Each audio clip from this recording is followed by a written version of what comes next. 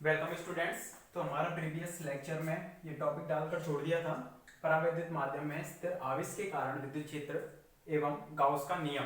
तो देखें, कोई भी स्थिर आवेश है, कोई एक स्थिर आवेश है जो कि किस में रखा हुआ है, परावैद्युत माध्यम में। और परावैद्युत माध्यम क्या होता है कि अगर उनको विद्युत क्षेत्र में रखा जाए तो उनका क्या हो जाएगा, ध्रुवण हो जाएगा।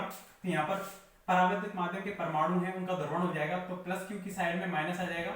इस तरह से उसके परमाणु का क्या हो गया, यहाँ पर ध्रुवण हो जाएगा, माइनस इधर और प्लस दूसरी डायरेक्शन में। ठीक है, इधर फिर से हो जाएगा माइनस प्लस माइनस प्लस, इस तरह से माइनस प्लस की साइड में आ जाएगा और प्लस प्लस है वो दूर जाएगा।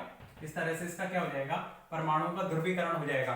तो यहाँ पर हमें पहले विद्युत क्षेत्र निकालना है। तो विद्युत क्षेत्र निकालने के लिए कोई r दूरी पर हमें इस प्लस क्यू चार्ज से स्मॉल r दूरी पर हमें क्या निकालना है, विद्युत क्षेत्र का मान निकालना है। तो r दूरी पर हम इस गोले को प्लस क्यू को केंद्र मानते हुए क्या करते हैं, यहाँ पर एक r त्रिज्या का एक गोला खींचते हैं।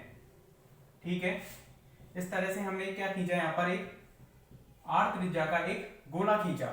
ठीक है, इस गोले के अंतर्गत जो चार्ज है, कुल चार्ज कितना होगा, इस पॉइंट से हमने यहां तक, इस पॉइंट पर हमें क्या करना है, विद्युत क्षेत्र की तीव्रता ज्ञात करनी है। तो वो विद्युत क्षेत्र की तीव्रता कितनी होगी, इलेक्ट्रिक फील्ड इक्वल टू कितना हो जाएगा, KQ upon R square R cap. इतना इलेक्ट्रिक ये होगा KQ upon R square R cap. अब यहाँ पर Q क्या है, Q क्या है, यहाँ पर इसमें टोटल जितना चार्ज है इस गोले के अंतर्गत वो काम करेगा कैपिटल Q का। गोले के अंदर प्रभावी आवेश क्या है, ये गोले के अंदर प्रभावी आवेश। ठीक है, कि इलेक्ट्रिक फील्ड का मान स्मॉल r दूरी पर कितना होगा, KQ upon R square R cap, जहां कैपिटल Q क्या होगा, गोले के अंतर्गत प्रभावी आवेश। Q इक्वल टू कितना होगा, प्रभावी आवेश प्लस Q तो होगा, साथ में कितना होगा, देखो गोले के अंतर्गत क्या प्रभावी आवेश अभी प्लस Q ही है क्या, नहीं, प्लस Q तो है, इसका माइनस प्लस कैंसिल आउट, इसका कैंसिल आउट, इसका कैंसिल आउट, इसका कैंसिल आउट, लेकिन इसका माइनस इसके प्लस से कैंसिल आउट नहीं है, क्योंकि इसके अंतर्गत गोले के अंतर्गत जितना चार्ज आ रहा है उसी को लेंगे।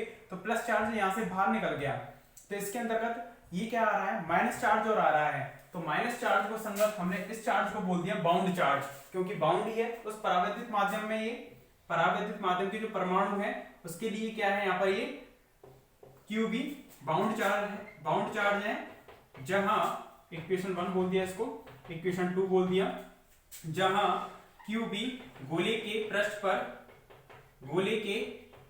पृष्ठ पर ऋणावेश है, गोले के पृष्ठ पर ऋणावेश, या हम लिख सकते हैं बद्ध आवेश है, बधा हुआ आवेश है, ये गति नहीं कर सकता, बद्ध आवेश।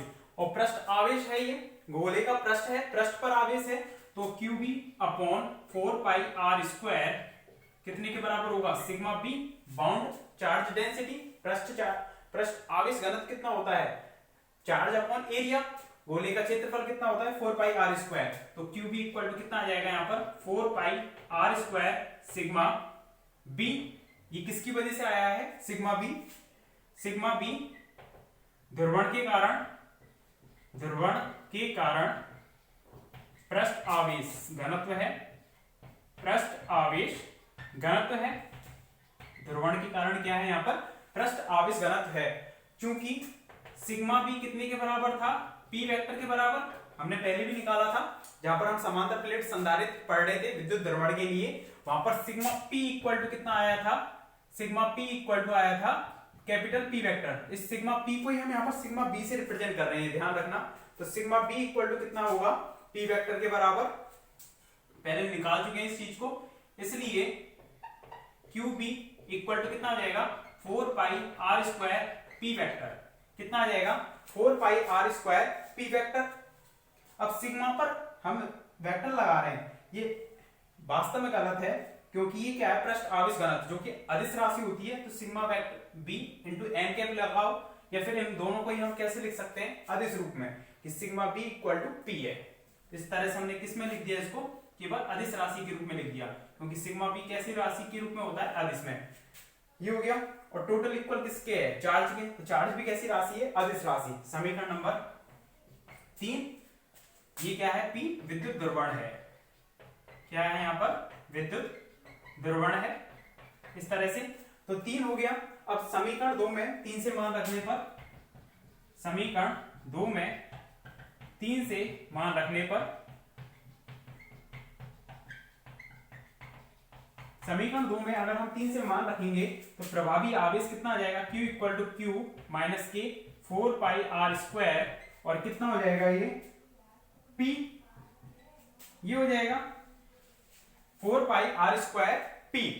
P क्या है, विद्युत द्रव्यमान, क्योंकि इसको इक्वेशन डाल दिया नेक्स्ट 4, क्योंकि अब ये इक्वेशन इंपॉर्टेंट है हमारे पास, यहां पर Q equal to Q minus 4 pi R square P है, तो चूंकि P वेक्टर इक्वल टू कितना होता है, epsilon naught chi into E vector, ये होता है P vector equal to epsilon naught chi into E vector. तो यहां से P वेक्टर की वैल्यू निकालनी है हमें, P वेक्टर इक्वल टू कितना आ जाएगा, epsilon naught chi into E vector की वैल्यू कितनी हो जाएगी, K Q upon R square R cap. ठीक है, यहां तक लिखे, पहले जगह नहीं है, पहले चित्र को बनाओ। परावैद्युत माध्यम में स्थिर आवेश के कारण विद्युत क्षेत्र व गाउस का नियम हेडिंग डालकर पहले चित्र को बनाओ।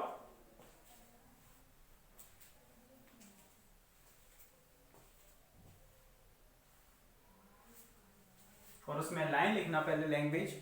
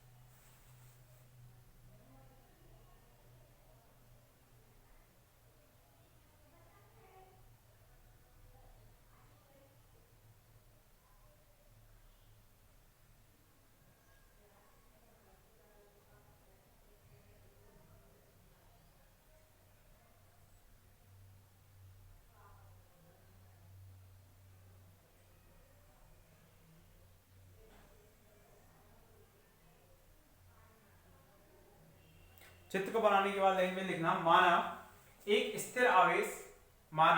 स्थिर बिंदुवत आवेश परावैद्युत माध्यम में रखा हुआ है, माना एक स्थिर आवेश परावैद्युत माध्यम में रखा हुआ है,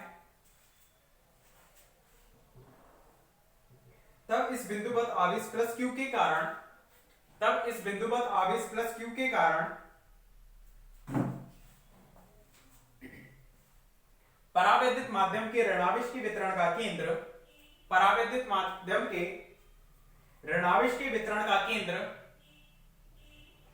परावैद्युत माध्यम के प्लस क्यू आवेश के,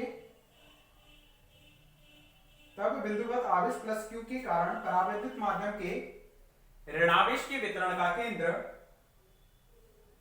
प्लस क्यू आवेश की ओर, प्लस क्यू आवेश की ओर, तथा धनावेश के वितरण का केंद्र, मतलब माइनस तो उसके पास आ जाएगा उसके केंद्र की ओर, और ऋणावेश के वितरण का केंद्र प्लस क्यू आवेश से धनावेश के वितरण का केंद्र प्लस क्यू आवेश से दूर की ओर विस्थापित हो जाता है।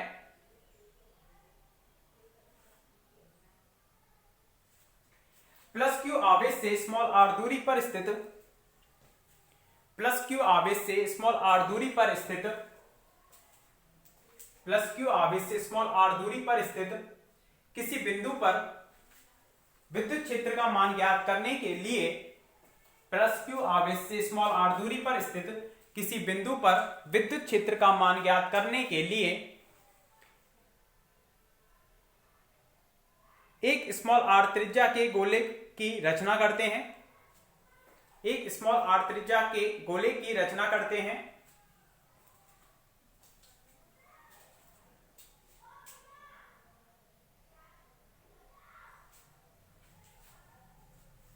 तब इस गोले के पृष्ठ पर,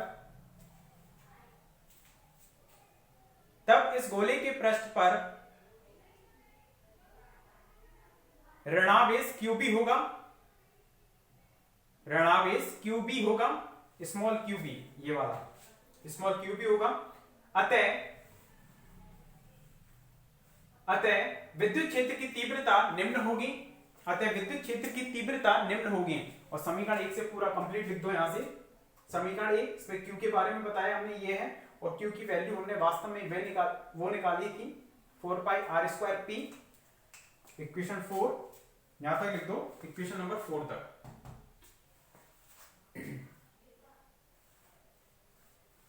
कंप्लीट करो इसको पूरा।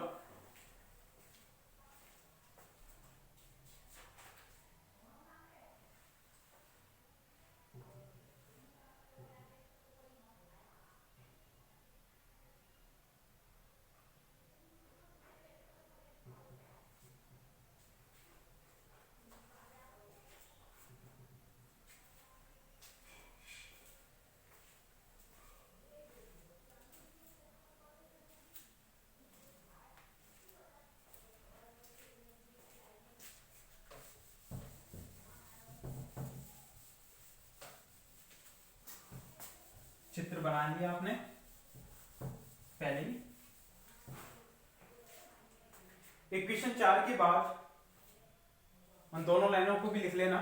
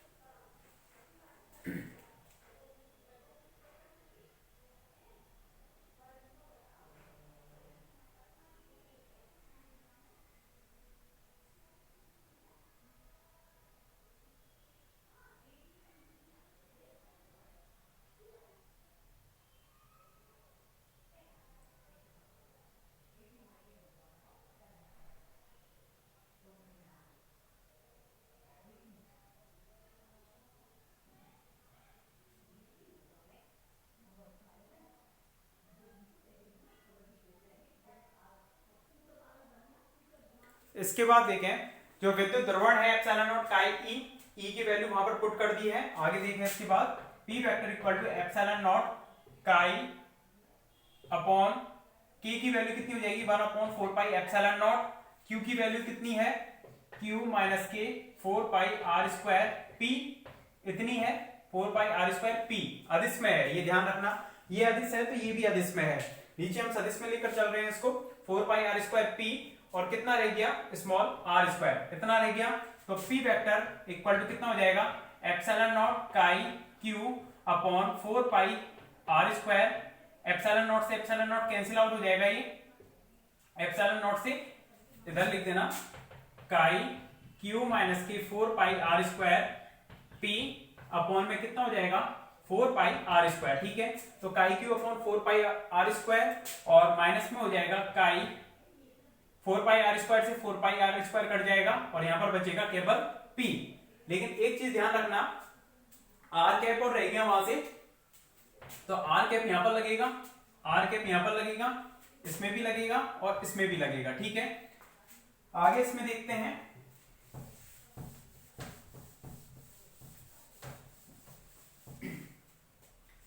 P वेक्टर है यहां पर, इसको कॉमन लिया, ये एक बार इस तरह से लिख लेते हैं काई Q r cap upon 4 pi r², इतना हो जाएगा माइनस काई P और r कैप परमाणु इंटू इकाई सदिश, ये क्या हो जाएगा P वेक्टर लिख सकते हैं इसको। और P वेक्टर को अगर हम कॉमन लेते हैं यहां से 1 प्लस काई हो जाएगा, इसमें से और इसमें से काई Q r cap upon 4 pi r²। तो यहां पर P वेक्टर इक्वल टू हो जाएगा काई Q r cap upon 1 plus chi, कितना आ जाएगा और 4 पाई r²। ठीक है, r कैप को अलग लिख दिया। इस तरह से P वेक्टर हमारे पास आ गया। तो हमें केवल इसमें रखने के लिए इस समीकरण में p की वैल्यू चाहिए, तो p कितना हो जाएगा, p इक्वल टू हो जाएगा काई q upon 1 plus chi 4 pi R square, इतना हो जाएगा हमारे पास p।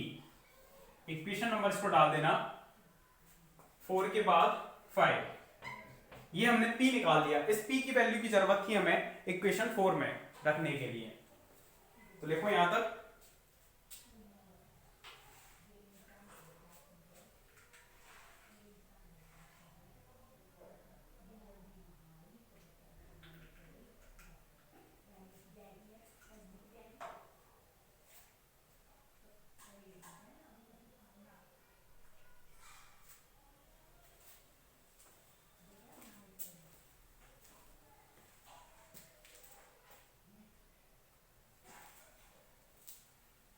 समीकरण नंबर 5 तक कंप्लीट करो इसको।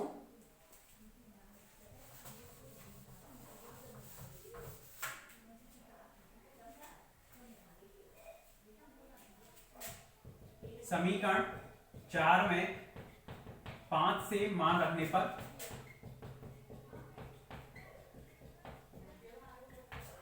5 से मान रखेंगे तो q इक्वल टू कितना हो जाएगा, small q minus K 4 pi R square, और स्मॉल जो कैपिटल p है उसकी वैल्यू कितनी हो जाएगी, काई q upon 1 plus chi 4 pi R square. तो 4 पाई आर स्क्वायर से 4 पाई आर स्क्वायर जाएगा, तो काई q अपॉन 1 प्लस काई ये बचेगा, और 4 पाई आर स्क्वायर से 4 pi R square cancel out हो जाएगा, कैपिटल Q ये आ गया। इसमें से हमें Q को कॉमन लेना है, Q को कॉमन ले लिया, 1 प्लस काई को एलसीएम लेना है, तो 1 प्लस काई माइनस के काई, तो ये कितना हो जाएगा, Q काई से काई कट के 1 प्लस काई, और 1 प्लस काई इक्वल टू कितना था, एप्सिलॉन आर पढ़ाया था, निकाला भी था, एप्सिलॉन आर इक्वल टू कितना होता है, 1 प्लस काई। तो यहां से हमारे पास क्या आ गया, कैपिटल Q आ गया। ये टारगेट था हमारा बस।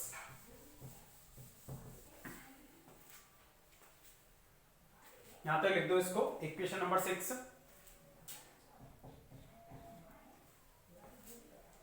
इक्वेशन नंबर 6 फॉर्मूला पता है क्या डिराइव करना है, लेकिन उसको निकाल कर बताना है कि किस तरह से आता है, वो माध्यम के लिए जो लिखते हो वो किस तरह से लिखते हो।